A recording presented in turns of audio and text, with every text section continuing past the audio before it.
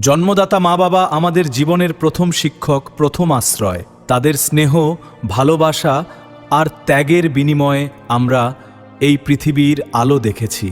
কিন্তু দুঃখের বিষয়, আজ অনেক সন্তান বড় হয়ে সেই মা বাবাকেই ভুলে যায়। অনেক বৃদ্ধ মা বাবা সন্তানের অবহেলায় দিন কাটান কষ্ট আর নিঃসঙ্গতায়।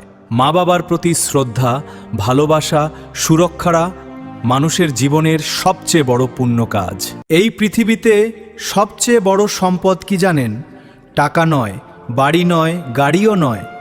সবচেয়ে বড় সম্পদ হলো আমাদের জন্মদাতা মা ও বাবা। তাদের ভালোবাসা, ত্যাগ আর পরিশ্রমের কারণেই আমরা আজ এই পৃথিবীতে দাঁড়িয়ে আছি।